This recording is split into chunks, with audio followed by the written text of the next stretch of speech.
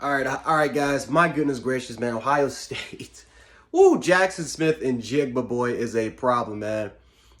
Listen, Ohio State, this, by the time we look back 5 years from now, this might be the greatest receiving core of all time. And we've had some really good receiving cores over the last 5 years, right? You look at Alabama's receiving core, where you have 4 first-round receivers. You look at LSU's receiving core with Jamar Chase and Justin Jefferson. That's probably, and that's two guys right now that's in the top 5 in receiving yards. And you look at Ohio State now, and Ohio State, it might be the same, man. They have a trio of guys that started the season that all 3 of them might be first-round picks, or at least 2 of them will.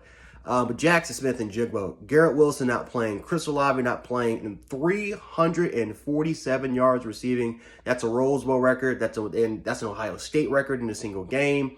Had the most catches in Ohio State history. I mean, this was just a monster game. A lot of records set. Stroud almost threw for 600 yards in this game. I mean, this was an incredible performance, right?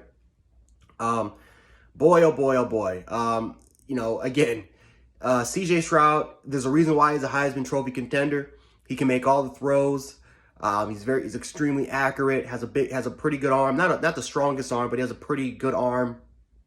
And this system that Ohio State runs in their passing game, man, is just incredible. It sets up quarterbacks and receivers off for success, and it puts both quarterbacks and receivers into the NFL.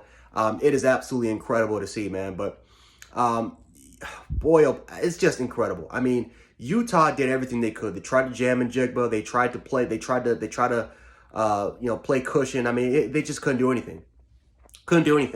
And it's just a testament to just how good Ohio State is, man. And that's just 5-star talent. That's just 5 and 4-star talent. And Utah, again, they're just like I said with Cincinnati, man.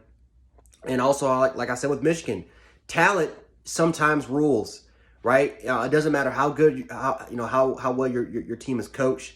It just, talent sometimes can rule the day. And of course, with a lot of talent, you also need some good coaching. If you add those two together, it doesn't matter. It doesn't matter on the opposite end how well your team is being coached. You're just not going to win. I mean, it's just we've learned that this year. Of course, we've had some upsets like that before, but man, this year it's obvious, man, that talent, 5-star talent, can rule the day if these kids can get developed properly. You look at some of the other guys that were involved. Julian Fleming, that's going to be a good one. I mean, that's the former #1 ranked receiver. You can make an argument he might be the most talented out of all the receivers there. Former #1 ranked player in the nation. He's going to be a good one next year. Marvin Harrison Jr. was able to make his presence kind of felt. We saw Igba. You saw what he was able to do today. Ohio State's they're going to have another great receiving core. Maybe not as good as they were this year, because that trio was unstoppable. Definitely it's going to be a really, really good. It's going to be very, very hard to defend, especially under the system that Ohio State plays. Their defense came up big today, right? I understand, listen, 45 points is like, what do you mean? What do you mean? But they stepped up, because, again, Utah was up 35-21 at one point, and Ohio State's defense did a phenomenal job. I mean, the second half, for the most part, with the exception of the last touchdown by that walk-on quarterback, in the final, I would say, 4 minutes of the game, Ohio State's defense just played. They were clutch. And it's really, they just stacked the box. They stacked the box. They said enough of this running bullshit. And they just decided to just say, you know what, we're just going to stop it, because we don't feel like any other receivers are threats. Now Utah did lose their quarterback, Rising. That was definitely a huge loss, right? If Rising was healthy, would Utah win this game? Big possibility, because Rising was on a hot streak. He was their best runner. Well, not their best runner, but, because obviously he had a huge 62-yard run, which was an unbelievable run, by the way. Holy crap, what a run by Rising. But he was definitely a huge, huge loss for Utah. When he was gone, they tried to run. They tried to establish the run. Ohio State smelled blood in the water. They just stacked the box. And that's where that 5 and 4-star talent definitely comes into play, because when you finally figure out your opponent, right, it's like boxing, man. The first 2-3 rounds, if it's not a knockout, the first 3-4 rounds, it's not going to decide a fight, right? It takes a bit until you figure out the holes in your opponent's game. And once you figure it out, once you smell blood in the water, you're just going to go ahead and attack it. You're going to go ahead and go for it.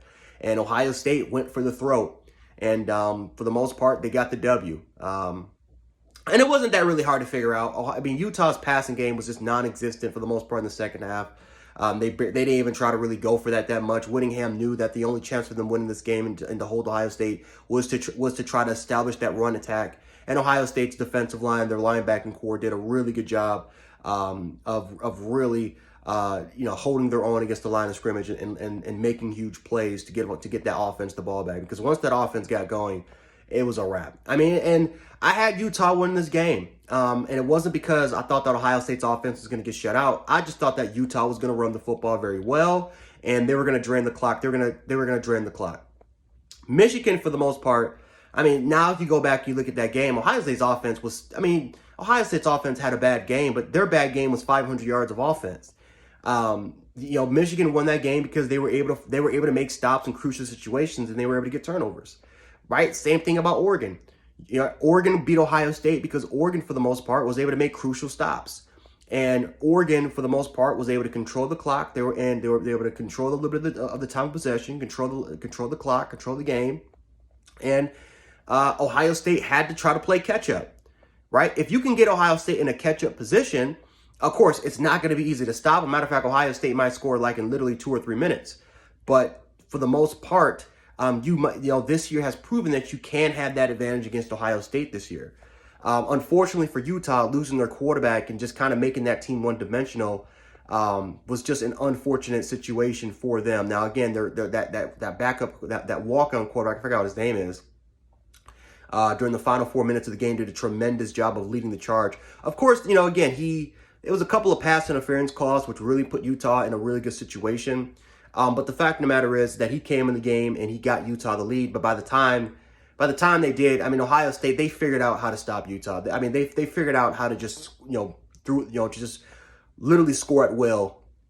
And I know a lot of people are going to go at Kyle Whittingham for not stopping the clock, and I completely get it. I mean, dude, he had all 3 timeouts. He didn't use any of his other timeouts. But let's be honest, it would have really mattered. Like, what it really would matter if he would have had all 3 timeouts? Because let's say he would have used some of those timeouts. I just don't know. 50 seconds. I mean, it's 40 seconds. It could be like maybe 45, maybe worst case scenario, maybe 20 seconds, 30 seconds. Would Utah really score passing the football against that Ohio State team? I just don't know about that. So, yeah, I mean, Utah did a great job. 45 points. They came in their first Rose Bowl, and they played a hell of a game. This is one of the best Rose Bowls of all time. I would still say that the USC Penn State game is the best Rose Bowl game probably out of the last 5-6 years. If I had to guess, I think, again, the greatest Rose Bowl of all time is Texas versus USC back in 06 with Vince Young.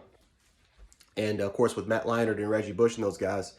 But this is up there. This is a hell of a classic. This was the game that I was looking forward to the most, and I was right about it. I was glad I was right about the situation.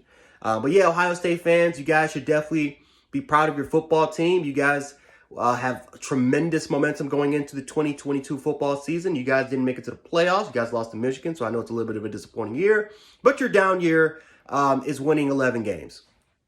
That's your down year. I mean, so you should be extremely proud of your football team. You are one of the elites, and I'm pretty sure that we're going to see Ohio State back in the playoffs next year. Utah's going to be around for a while. Kyle Whittingham has coached this team. They're going to have a lot. I believe they're going to have a lot of experience back. I think a lot of these players are going to take this loss on the chin, and I think they're going to develop and get better. But I don't see anybody in the Pac-12 that could challenge Utah. Oregon, I just don't really see it I just don't really see it next season. I like Dan Lanning a lot. I just don't know if Oregon can do it. USC, they're not going to be back. It might take a couple years for them to kind of rebuild. Arizona might sneak up. UCLA had a really good season. They might be able to sneak up. Arizona State with Jaden Daniels may be able to sneak up. But I think that overall-wise, Utah will be the favorites to win the Pac-12 again. And I would not be surprised if we see Utah back in the stage again for 2020, for potentially early 2023. But anyway, guys, if you guys like this video, hit the like button, share the video, and subscribe. And yeah, I will catch you guys later. So anyway, guys, Gen Sports, aka Gen 716. Peace.